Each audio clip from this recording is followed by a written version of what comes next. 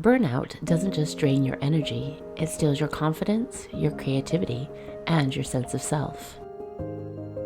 You don't feel just tired, you feel disconnected from your own potential. In fact, studies show that it takes 6 to 12 months to fully recover from burnout. And that's if you're actively supporting your healing. If you've burned out, you know the feeling. You don't just feel tired, you feel disconnected from your own potential. Like you used to be confident, used to take risks, speak up, go after whatever you wanted. But now, you're not sure what that version of you went. Let's be clear, this isn't failure. This is what happens when your nervous system has been on override for far too long. Burnout isn't just mental exhaustion, it's physical, emotional, neurological. And the good news, with the right support, you can rebuild your confidence step by step from the inside out. Here's the sneaky part about burnout. It doesn't just make you tired, it makes you question your worth. You might find yourself just avoiding opportunities because you're afraid you won't follow through, hesitating to speak up because your brain feels foggy, and comparing yourself to who you used to be, and feeling ashamed of how far you've slipped. And the real kicker? Burnout often happens to high performers, the people who care, who give 110%, who show up even when they're drowning. So when burnout hits, it feels personal, like something is wrong with you. But let's reframe that. Burnout is not a personal failure, it's a system failure. Your body's way of saying, I've been running on fumes for far too long. And confidence? It doesn't disappear. It just gets buried under exhaustion, shame, and survival patterns. You might even stop trusting your own decisions. Things that used to feel easy now feel like climbing a mountain. Emails pile up, tasks feel heavy, and worst of all, you start thinking, maybe I'm just not that person anymore. But that's not the truth. It's trauma.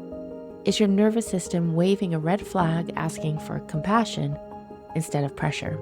And the real work begins when we learn to listen. So how do we rebuild? First, let's look at what science tells us. Your confidence is linked to the prefrontal cortex, the main part of the brain that handles planning, decision-making, and emotional regulation. When you burn out, this area literally shrinks in function. Meanwhile, your amygdala, the fear center, gets louder. Translation? Even simple tasks feel overwhelming and your inner critic turns into a megaphone. To rebuild, we need to calm the nervous system and reignite and reward pathways. Reconstruct identity through micro-wins. Here's how. Reconnect to safety before productivity. Before trying to be confident, your nervous system needs to feel safe. That means nervous system regulation comes first. Breath work, gentle movement, nature, safe, non-judgmental connection, until your body knows it's okay to relax. It won't give you access to clarity or courage. Dopamine rewiring. Reward the smallest of wins. Dopamine is your motivation chemical, but it flatlines in burnout. To rebuild it, you have to celebrate micro wins. Yes, micro. Even something like getting out of bed on time. Saying no without guilt. Sending the email you've been avoiding. Each time you celebrate, even silently, you teach your brain, I follow through and I'm capable again.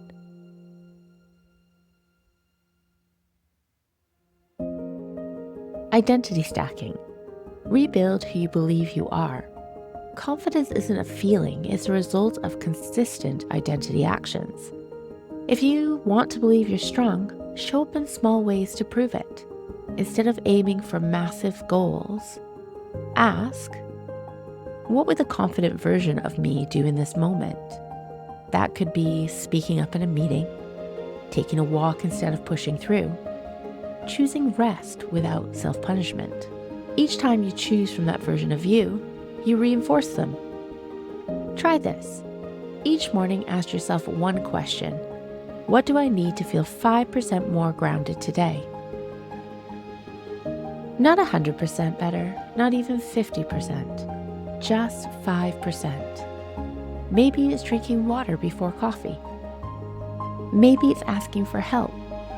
Maybe it's doing nothing on purpose. That 5% adds up. It rewires your default from survival to self-trust. Let me tell you about Donna. Donna came to me after a major corporate crash, burned out, shut down, and ashamed. She started saying, "I used to be a powerhouse. I don't know where she went." We didn't start by setting goals. We started by letting her rest without guilt.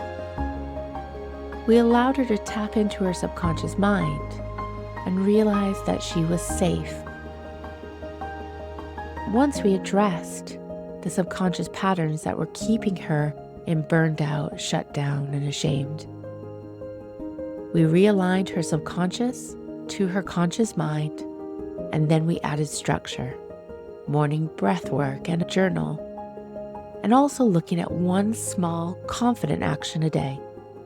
Over the 6 weeks, we shifted that inner dialogue and updated that subconscious programming to the version of her that was stronger and wiser because of what she'd walked through. The real power is the power of rebuilding. You don't have to bounce back, you build forward. Confidence doesn't come from hustle. It comes from healing. If you're burnt out, the fastest way forward is to slow down. To rewire how you speak to yourself, how you treat your body, and how you define success. So remember, regulate before you perform. Reward the small wins, and choose actions that align with who you're becoming.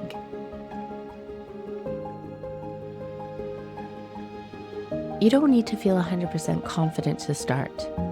You just need to take the right step and keep walking towards yourself. Because confidence isn't something you get back. It's something you create moment by moment, choice by choice. I'm Meghan Raza, the Mindset Architect. If this has helped you start to reconnect with your power, like, share, and subscribe, and tag someone who's in the thick of it. Comment below, what's one small win you're celebrating today?